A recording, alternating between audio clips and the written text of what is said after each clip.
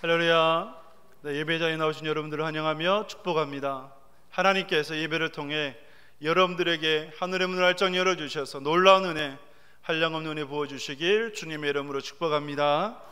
오늘 본문을 통해서 인생의 우선순위 제목으로 함께 말씀 전하도록 하겠습니다. 우리 말씀 창세기 31장 1절 2절 같이 읽겠습니다. 야곱이 라반의 아들들이 하는 말을 들은즉 야곱이 우리 아버지의 소유를 다 빼앗고 우리 아버지의 소유로 말미암아 이 모든 재물을 모았다 하는지라. 야곱이 라반의 안색을 본즉 자기에게 대하여 전과 같지 아니하더라. 아멘. 야곱의 상황을 두 단어로 요약할 수가 있어요. 들은즉, 본즉이라는 이 두 단어입니다. 야곱이 들었어요. 무엇을 들었을까요? 라반의 아들들의 원망 소리를 들었습니다. 그 원망 소리는 라반의 소유를, 재산을 다 야곱이 빼앗아 갔다는 거예요. 우리가 30장에서 보았듯이 태어나는 새끼마다 다 점박이고 알롱진 것이고, 그리고 그 줄무늬가 있는 것 전부 다 그러한 새끼들로 태어났어요. 누구 소유입니까? 야곱의 소유이죠. 그래서 라반의 아들들은 아버지의 것을 다 야곱 빼앗아 갔다. 그런데 이것은 거짓이죠. 야곱과 라반이 정당하게 임금 협상을 했고 협상한 대로 야곱의 소유가 된 것이죠. 하나님께서 야곱에게 은혜를 주셔서 야곱의 소유를 많게 해주신 거지 빼앗아간 것은 결코 아니었습니다. 탐욕적인 라반의 아들들의 언사를 보게 되는 거죠. 라반의 안색을 보았습니다. 본즉 라반의 안색을 보았어요. 사람의 마음이 드러나는 곳이 있어요. 뭘까요? 사람의 마음이 드러나는 곳, 신체 부분에 어디일까요? 얼굴이죠, 그죠? 얼굴이에요. 그래서 이런 말을 합니다. 30대까지는 부모에게서 물려받은 얼굴로 살아가고 40대부터는 자기가 얼굴을 만들어 간다라고 얘기를 합니다. 만들어 간다. 즉 얼굴은 생각하는 대로, 또 마음 먹은 대로 그 마음에 따라 얼굴이 달라져요. 그래서 아무리 예쁘고 잘생긴 사람도 마음을 고약하게 먹으면 어떻게 됩니까? 별로 보기가 안 좋죠. 잘생겼는데 좀 거북해요. 예쁜데 좀 그래요. 우리 옆 사람과 이렇게 한번 인사하겠습니다. 축복은 아니고 옆 사람과 함께 눈을 한번 보면서 아름다운 것이 죄라면 당신은 사형입니다. 한번 지난번 나왔던 인사인데, 아름다운 것이 죄라면 당신은 사형입니다. 여러분, 예수 그리스도로 말미암아 여러분들이 최고의 미나 미녀가 된 줄 믿습니다. 아멘 하는 자에게 복이 있습니다. 그래서 우리가 예수 그리스도를 통해, 주님을 통해서 감사하고, 그리고 그 감사한 시간들을 보내면서 찬양하고 경배하고, 이것이 우리의 얼굴을 만들어가는 거예요. 만들어가는 거예요. 자, 라반의 안색이 변해버렸어요. 왜? 야곱이 자기의 소유를 다 빼앗아 갔다. 이런 것 때문에 시기와 질투로 인하여서 안색이 변해버렸어요. 그래서 야곱은 이제 더 이상 라반과 함께 살아갈 수가 없는 거죠. 불편한 동거일 뿐입니다. 야곱은 이제 결정할 때가 되었어요. 어떻게 해야 될까? 어디로 가야 될까? 고향으로 돌아가야 될까? 라고 하는 그러한 인생의 기로에 섰던 거죠. 이때에 여러분, 우리의 인생에도 선택이 있고 결정해야 될 때가 있어요. 우리는 주로 인생의 우선순위에 따라서 결정하고 선택하게 됩니다. 오늘 본문 속에 세 관점, 야곱의 관점, 라헬의 관점, 하나님의 관점. 그래서 야곱이 어떻게 준비했는지, 라헬이 어떻게 준비를 했는지, 또 하나님께서 어떻게 준비해 가셨는지를 보면서 오늘 우리에게 주신 말씀을 깨닫고, 그래서 우리의 인생의 선택과 결정의 때에 하나님께서 우리에게 허락하신 그 믿음을 따라, 인생의 우선순위를 따라 복된 길로 나아가는 그러한 계기가 되는 이 예배 꼭 되시길 주님의 이름으로 축복합니다. 세 관점에 대해서 보도록 하겠습니다. 먼저는 야곱의 관점입니다. 야곱의 준비. 야곱이 하란을 떠나기 위해서 어떤 준비를 했는가 보게 되면, 야곱이 더 이상 하란에서 머물 수 없게 되었습니다.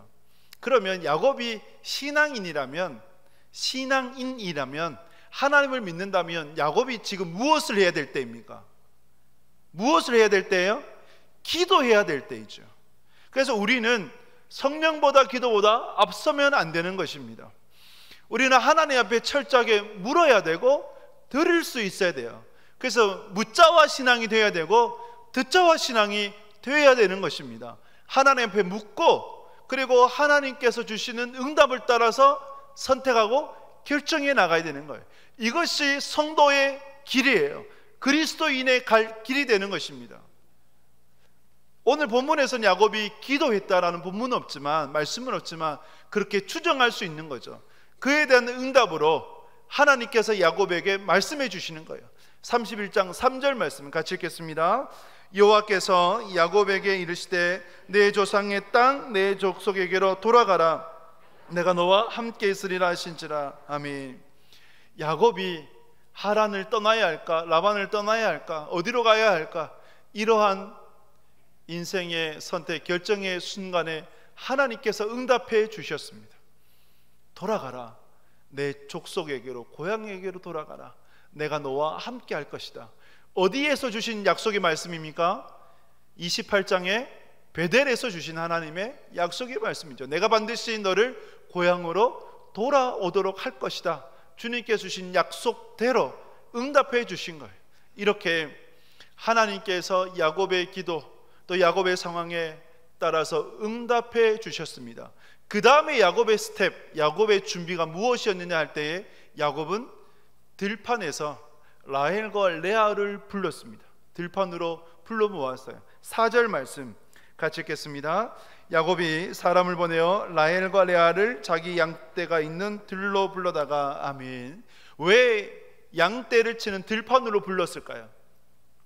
라반 때문이겠죠. 라반의 시선이 의식이 되어져서 이제 그 시선을 피할 수 있는 곳, 들판, 조용한 들판으로 불러서 라헬과 레아에게 말을 하는 거예요.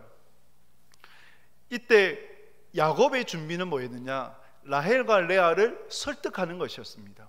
설득할 때 두 가지를 이야기를 해요. 첫째는 아버지가, 당신들의 아버지 라반이 지금까지 나를 10번이나 속였다. 품삯을 10번이나 바꾸었다. 성경에서 품삯을 10번 어떻게 바꿨느냐, 이것은 나타나지 않아요. 나타나는 것은 원래는 라헬을 주기로 했는데 누구를 줘요? 레아를 줬죠. 그 다음에 라헬을 줘. 이것도 품삯을 바꾼 거죠. 그래서 구체적으로 모르지만 10번이나 어쨌든 라반이 야곱을 속인 거예요. 당신의 아버지가 나를 그렇게 지금까지 속여왔다. 그런데 하나님께서 나와 함께 하셨고 내게 복을 주셔서 태어나는 새끼마다 다 내 소유가 되었다. 나를 거부로 만들었다. 이 라반이 자신을 속였다는 것을 이야기를 하고, 또 한 가지 하나님께서 말씀해 주셨다. 고향으로 돌아가라고 말씀하셨다 라는 이 두 가지 사실에 대해서 이제 라헬과 레아에게 이야기를 하게 됩니다. 여러분, 라헬과 레아의 반응이 어떠했을까요? 우리가 자식을 낳을 때 아들이 좋아요, 딸이 좋습니까? 네, 둘 다 좋아요. 네, 둘 다 좋은데, 그러나 아들도 자식도 그냥 자식일 뿐이고 인생의 소망은 누구에게 돌아? 포인트가 그 포인트가 아닌데 지금. 네, 하나님께도, 하나님께. 네, 하나님께 둬야 됩니다. 왜 하나님께 둬야 되느냐? 보세요. 라헬과 레아가 어떻게 대답하는지. 라헬과 레아가 이렇게 대답합니다. 아버지가 우리를 팔았다. 이제 야곱에게 아내로 줬잖아요. 지창금 대신에 노동을 하겠다 얘기하니까 라헬을 아내로 이제 준 거예요. 팔았다고 얘기하는 거예요. 팔았다. 그리고 아버지로부터 이제 물려받을 유산이 어디에 있는가? 유산도 없다. 그리고 우리를 이방인처럼 여긴다, 외국인처럼 여긴다 라고 얘기를 하면서, 원래 아버지의 재산이 우리의 것인데 근데 하나님께서 빼앗아서 야곱에게 주신 거다. 그러니까 야곱 당신에게 준 마음대로 그 뜻대로 그대로 행해라라고 그렇게 이야기를 해주는 거예요. 이 의미가 뭐냐면, 고대의 지창금은 신랑이 신부의 아버지에게 이제 값을 치르는 건데, 근데 주된 목적은 보험금이에요. 어떤 보험금이냐면, 이제 딸이 결혼을 한 이후에 딸의 가정에 이제 불행한 일이 생기면 딸을 위해서 마치 보험을 들어놓은 것처럼, 그래서 딸의 몫으로 남겨두는 것이 지참금이라는 거죠. 그런데 라반은 라헬과 레아를 위해서 몫을 남겨뒀습니까? 안 남겨뒀습니까? 남겨두지 않았어요. 욕심쟁이 다 라반은 자기 차지를 해버렸어요. 그래서 이 라헬과 레아가 우리의 것인데, 우리가 돌려받아야 될 것인데, 물려받아야 될 것인데 다 아버지가 빼앗아갔다라고 얘기를 하는 거예요. 그러니 함께 이 땅을 떠나자라고 그렇게 이야기를 하는 거예요. 여러분, 자식을 키워도 키울 때 뿐이에요. 라헬과 레아를 보세요. 아버지 떠나잖아요. 그래서 여러분, 자식, 아들도 좋고 딸도 좋은데 인생의 소망을 둘 분은 누구? 딸 아니고 하나님밖에 없어요. 하나님 바라보면서 위로를 얻으시고 하나님 바라보면서 살아가시는 여러분 되시길 축복합니다. 이렇게 라헬과 레아를 설득을 해요. 자, 여기에서 여러분 야곱의 준비를 보게 되는 거죠. 야곱이 영적인 가장입니다. 영적인 가장으로서 인생의 중요한 시점에서 선택해야 되고 결정해야 될 때 영적인 가장이 무엇을 해야 되겠는가? 어떻게 선택하고 결정해야 되겠는가? 어떻게 해야 되겠습니까? 무엇보다 하나님 앞에 기도해야 됩니다. 할렐루야. 하나님 앞에 물어야 돼요. 그리고 하나님의 뜻을 구해야 됩니다. 하나님께서 무엇을 가장 기뻐하실까? 이것을 찾을 수 있어야 돼요. 성령께서 우리의 마음을 새롭게 해주심으로 말미암아 하나님의 선하시고 기뻐하시고 온전하신 뜻이 무엇인지 분별할 수 있어야 되는 거죠. 이것이 영적 가장의 역할인 거예요. 그래서 야곱에게 하나님의 말씀이 임하니 그 말씀을 붙잡고 야곱이 선택해 나갔던 것이죠. 우리는 기도할 수 있어야 되고 하나님의 말씀을 분별할 수 있어야 돼요. 이것이 영적 가장의 역할이며, 또 한 가지 영적 가장은 마음을 모아야 돼요. 마음을 모은다고 하는 것은 야곱을 보면 라헬과 레아에게 그냥 명령할 수 있었어요. 지금 떠나야 된다, 준비하자, 가자, 이렇게 할 수 있었어요. 그러나 그렇게 했다면 몸은 따라와도 마음은 따라와야 안 따라와요? 마음은 따라오지 않아요. 그럼 나중에 그로 인한 문제가 야기될 거죠 말이죠. 야곱은 계속해서 설득해 나가요. 그러나 그 설득의 중심에 뭐가 있습니까? 하나님의 말씀이 있는 거예요. 이것이 영적 가정의 역할인 거죠. 우리가 마음을 모을 때 그 마음의 중심이 바로 하나님의 말씀이 되어야 돼요. 제가 결혼하는 그런 예비 부부에게 꼭 드리는 겉면의 말씀이 있어요. 그 뭐냐면, 부부는 한 방향을 보면서 살아가야 되고, 부부는 또 다툴 수도 있고, 그리고 부부 싸움도 언제든 할 수가 있다. 그러나 기준을 정확하게 두고 마음을 모아가야 된다. 그것이 연합이다. 그런데 어떻게, 어디에 기준을 두고 마음을 모아야 될 것인가 할 때, 여러분 그 기준이 뭐가 되어야 되겠습니까? 하나님의 말씀이 되어야 돼요. 돈을 어떻게 잘 버냐 못 버느냐, 자녀의 교육이 어떠냐, 세상이 어떠냐, 누가 이렇게 얘기하고 누가 저렇게 얘기하고, 이것이 중요한 것이 아니라 하나님의 말씀이 우리의 삶의 기준이 되어서 그것으로 마음이 모아질 때에 가장 최선의 길이고 우리의 푸른 초장이 되는 것입니다. 믿으십니까? 이것이 영적 가장의 역할이에요. 그래서 야곱을 통해서 우리가 이것을 볼 수가 있어야 됩니다. 야곱처럼 영적 가장으로서 여러분들이 하나님께 기도하고 하나님의 뜻을 묻고 분별하고 마음을 모아갈 수 있는 여러분 될 수 있기를 주님의 이름으로 축복합니다. 두 번째는 라헬의 준비를 보겠습니다.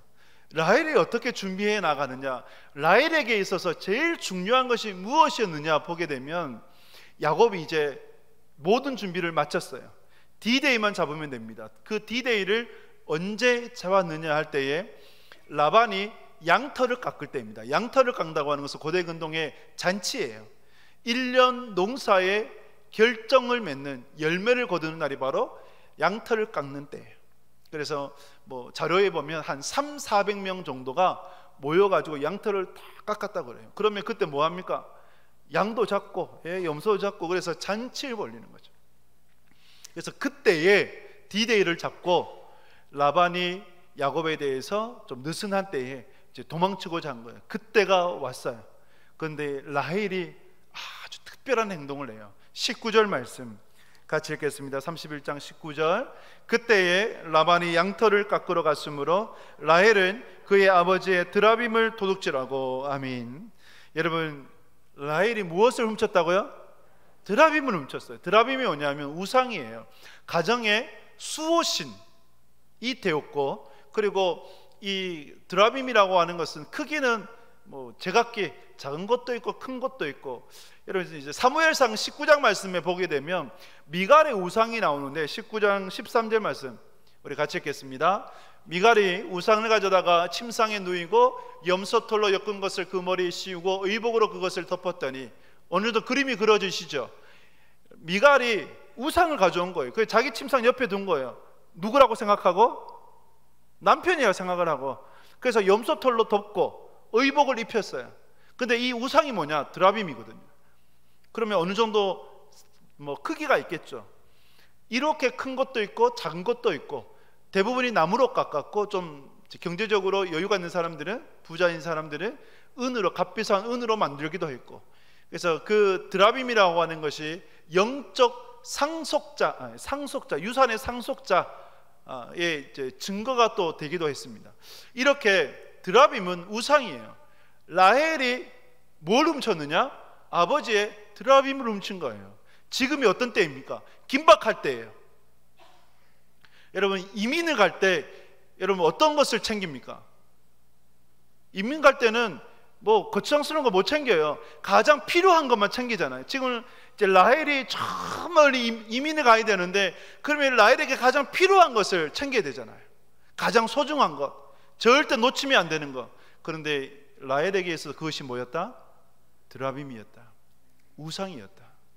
왜 라헬이 그것을 훔쳤을까요? 저 멀리 타국으로, 한 번도 밟지 못한 그 땅으로. 두렵습니까? 그렇지 않습니까? 두렵지요. 걱정이 될까요? 안 될까요? 걱정이 되죠. 염려와 걱정과 근심에 사로잡혀 있는데, 그러면 자기가 의지할 꼭 붙잡아야 될 것이 있어야 된단 말이죠. 그것이 뭐였다고요? 드라빔이었다는 거예요. 우상이었다고 하는 거예요. 그러면 라헬이 어떤 자인가? 우상을 숭배하는 여인이었다. 라헬은 믿음이 없었는가? 믿음이 없었어요. 야곱의 하나님은 있어도 라헬의 하나님은 있었습니까? 없었습니까? 없었던 거예요. 그래서 라헬의 인생에서 우선순위, 최고의 우선순위가 무엇이냐? 드라빔이었다는 거예요. 우상이었다는 거예요. 다른 건 다 놓고 가도 우상만은 가져가야겠다라고 여겼던 이가 바로 라헬이었다는 거예요. 이 라헬의 행위에 대해서 하나님께서 이후에 보면 하나님의 섭리에 따라 이끌어 가시는데, 자, 여러분 좀 더 말씀을 살펴보면 라반이 야곱의 도주 사실을 알고 추격을 해요. 친족들을 모아다가 쫓아가요. 3일 만에 듣고 7일 만에 따로잡아요. 그러면 야곱이 도망친 지 며칠 만에? 열흘 만에 야곱을 따라잡게 돼요. 따라잡았는데, 근데 그때 라반이 야곱에게 이런 말을 하죠. 왜 내 신을, 내 드라빔을 도둑질했느냐라고 물어요. 왜 도둑질했느냐? 그때 야곱이 라반에게 이렇게 대답을 하게 됩니다. 우리 31장 31절 32절 말씀 같이 읽겠습니다. 야곱이 라반에게 대답하여 이르되 내가 생각하기를 외삼촌의 딸들을 내게서 억지로 빼앗으리라 하여 두려워하였음이니이다. 외삼촌의 신을 누구에게서 찾든지 그는 살지 못할 것이요, 우리 형제들 앞에서 무엇이든지 외삼촌의 것이 발견되거든 외삼촌에게로 가져가소서 하니, 야곱은 라헬이 그것을 도둑질한 줄을 알지 못함이었더라. 아멘. 고대 근동의 함무라비 법전에 따르면 우상을 훔친 자는 사형에 처해진다 그랬어요. 우상을 훔친 자는 사형에 처해진다. 야곱이 라반에게 이렇게 얘기합니다. 만약에 우리 가족 중에 누구든지 외삼촌의 우상을 훔친 자가 있다면 그 자는 반드시 죽을 것입니다. 그러면서 성경에서 뭐라 얘기해요? 야곱은 라헬이 훔친지 알지 못함이었더라 라고 얘기를 합니다. 자, 이 야곱의 선포는 그냥 남편을 넘어서서 영적인 가장이고, 그리고 영적 축복의 계승자예요. 아브라함, 이삭, 야곱이잖아요. 계승자예요. 또 야곱을 통해서 이스라엘 나라의 근간이 세워져요. 그러면 야곱의 이 선포는 그냥 선포가 아니에요. 영적 권위가 있는 선포예요. 하나님께서 어떻게 이끌어 가시는가 보게 되면 하나님 또 이것을 통해서 복음을 풀어내세요. 자, 창세기 35장을 보도록 하겠습니다. 35장 16절에서 19절 말씀 같이 읽겠습니다. 그들이 베델에서 길을 떠나 에브라스에 이르기까지 얼마간 거리를 둔 곳에서 라헬이 해산하게 되어 심히 고생하여 그가 난산할 쯤에 산파가 그에게 이르되 두려워하지 말라, 지금 내가 또 등남하느니라 하매 그가 죽게 되어 그 영혼이 떠나려 할 때에 아들의 이름을 베논이라 불렀으나 그의 아버지는 그를 베냐민이라 불렀더라. 라헬이 죽음에 에브랏 곧 베들레헴 길에 장사되었고. 아멘. 자, 여기 말씀을 보면 이제 베델에 올라가는 그러한 시점인데 라헬이 죽게 돼요. 누구를 낳다가요? 베냐민을 낳다가. 성경에서는 이제 영혼이 떠나려 할 때, 죽음의 의미를 너무나 잘 드러내죠. 죽음은 영혼의 소멸이 아니라 영혼이 떠나는 거예요. 떠나는 것은 공간의 이동이죠. 어디에서 어디로 가는 걸까요? 이 땅에서 저 천국으로 가는 것이, 그것이 바로 죽음이라는 거예요. 영혼이 떠나려 할 때에 이 라헬이 아들을 낳는데 아들의 이름을 뭐라 부르냐면 베논이라고 불러요. 베논이, 불행한 나의 자식이란 뜻이에요. 불행한 나의 아들. 근데 야곱이 이름을 바꾸죠. 베냐민이라고 바꾸는 거예요. 오른손의 자식, 오른손은 권능 힘인데 권능의 자식, 권능의 아들, 이렇게 바꿔줘요. 자, 근데 무엇이 중요하냐면 라헬이 어디에서 죽었냐예요. 여러분, 라헬이 어디에서 죽었어요? 베들레헴 에브랏에 죽었어요. 에브라다. 미가사에 보면 베들레헴 에브라다야 너는 복되도다, 너는 작은 마을이로되 메시아가 임재하는구나, 탄생하는구나, 그 고백을 하고 있거든요. 자, 그래서 여러분, 베들레헴 에브랏에서 라헬이 죽었단 말이죠. 그러니까 하나님은 라헬의 드라빔 사건을 통해서, 우상을 도둑질한 사건을 통해서 복음을 풀어내세요. 복음이 뭡니까? 여러분, 복음이 뭐예요? 복음은 죄인은 반드시 죽는다. 믿으십니까? 죄인은 반드시 죽어요. 그런데 그 죄인을 구원하기 위해서 뭐가 필요해요? 대속 제물이 필요한 거예요. 그리고 그 대속 제물 되시는 분은 오직 단 한 분, 누구밖에 없어요? 예수 그리스도밖에 없어요. 이것이 복음이에요. 그 복음이 라헬의 드라빔 사건을 통해서 너무나 잘 드러나는 거죠. 라헬은 반드시 죽어야 돼요. 왜? 야곱이 선포해버렸어요. 라반의 외삼촌의 우상을 훔친 자는 반드시 죽을 것입니다. 라헬이 베델로 올라가는 그 길에, 베델이 어디냐? 하나님을 예배하는 자리, 올라가는 그 길에 이 베들레헴에서, 에브랏에서 죽은 거예요. 죄인은 반드시 죽어요. 근데 그곳이 어디예요? 베들레헴, 예수님께서 이 땅에 오신 그곳, 즉 대속 제물이 되시기 위해서 이 땅에 오신 그 장소, 그곳에서 라헬이 죽었어요. 그러면 죄인은 반드시 죽는데 그 죄인을 구원하시기 위해서 대속 제물로 오신 분이 누구라고요? 예수 그리스도시라는 거예요. 그리고 그 예수 그리스도를 통해서만 구원받는다 라고 하는 복음을 우리 하나님께서는 라헬의 이 사건을 통해서 풀어내시는 거예요. 할렐루야. 이것이 우리에게 주시는 은혜이고 영적인 또한 메시지가 되는 것이죠. 그럼 여기에서 우리에게 적용해 본다면, 여러분, 여러분의 드라빔은 무엇입니까? 여러분의 인생의 우선순위에 최고로 두는, 하나님보다 더 높은 곳에 두는 그 드라빔은 무엇입니까? 우상은 무엇입니까? 여러분이 가장 급할 때 가져가야 되는, 챙겨야 되는, 그리고 하나님을 의지한다고 하면서 여전히 붙들고 있고 의지하고 사랑하는 그 드라빔은 무엇입니까? 여러분, 버려야 됩니다. 할렐루야. 불태워버려야 돼요. 제가 고등학교 때 예수님 믿고 모태신앙이었지만 고등학교 때 예수님을 인격적으로 만났어요. 그래서 이대로 쓰면 안 되겠더라고요. 그래서 제가 갖고 있던 사랑하는 세상의 것들, 세상에 음반, 테이프 잔뜩 들고 아파트 저기 그 뒤에 가서 뭐 했을까요? 다 태워버렸어요. 내가 더 이상 보지도 않고 듣지도 않으리라 각오하면서 다 태워버렸어요. 야곱이 창세기 35장에서 베델로 올라갈 때 먼저 취한 행동이 있습니다. 야곱의 가족들, 종들에게 다 명했어요. 우상들을 가져와라. 그러니 가족들 그리고 종들까지도 그 안에 있었던 우상들 다 가져와요. 귀고리까지 가져와요. 귀고리가 왜 우상입니까? 우상 장식을 했으니까 그것까지도 다 가져와요. 그리고 야곱이 상수리 나무 아래에 그것을 다 묻어버려요. 사랑하는 여러분, 라헬을 보면서 우리는 깨달아야 돼요. 우상을 숭배하게 되면 반드시 죽게 된다는 거, 또 이것이 복음이라는 거예요. 그러면 우리는 야곱과 같이 묻어야 돼요. 할렐루야. 버려야 돼요. 불태워버려야 돼요. 그래야 우리가 살아요. 그래야 우리가 살아요. 또 한 가지, 여러분, 우리가 살 수 있는 유일한 길은 오직 예수 그리스도밖에 없습니다. 믿으십니까? 예수 그리스도밖에 없어요. 그래서 예수님 더욱더 붙잡고 의지하며 나가실 수 있기를 주님의 이름으로 축복합니다. 마지막으로 우리가 야곱의 준비, 라헬의 준비, 그것을 보았다면 하나님의 준비를 우리가 볼 수 있어야 돼요. 오늘 창세기 31장에 나타나는 하나님의 준비, 하나님은 시작하시고 이끄시고 또 마무리하시는 분이에요.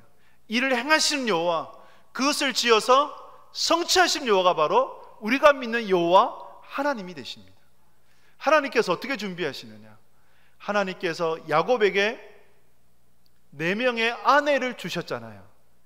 그리고 그 4명의 아들을 통해서, 아내를 통해서 12명의 아들을 주셨어요. 이것이 뭘까요? 하란을 떠나는 준비가 되는 거예요. 그리고 그 12를 건사할 수 있는 능력을 주시죠.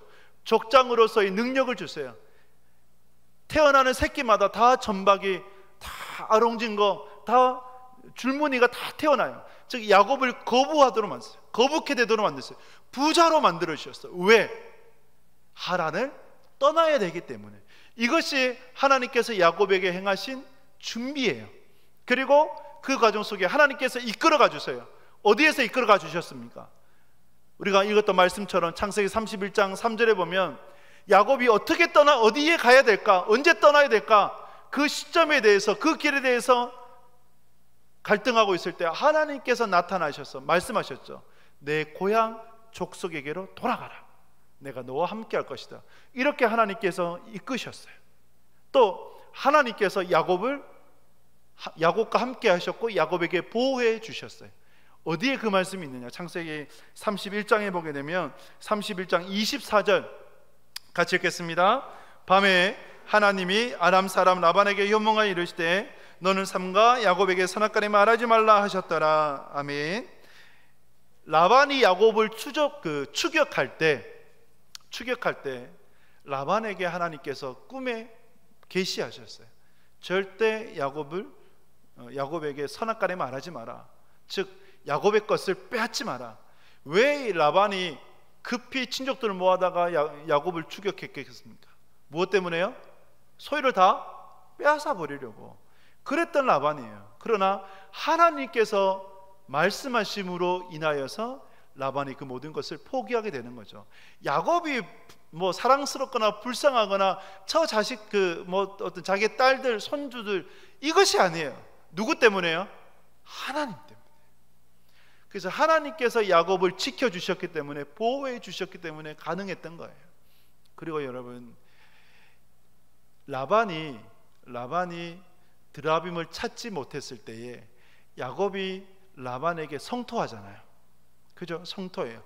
그 말씀 잠시 보면 40절 41절 말씀, 창세기 31장 40절 41절 같이 읽겠습니다. 내가 이와 같이 낮에는 더위와 밤에는 추위를 무릅쓰고 눈 붙일 겨를도 없이 지냈나이다. 내가 외삼촌의 집에 있는 이 20년 동안 외삼촌의 두 딸을 위하여 14년, 외삼촌의 양떼를 위하여 6년을 외삼촌에게 봉사했거니와 외삼촌께서 내 품삯을 10번이나 바꾸셨으며. 아멘.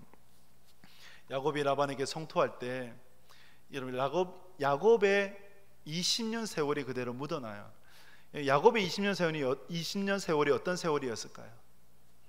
시련의 세월, 고난의 세월, 속임당한 세월, 그것이 20년이었어요.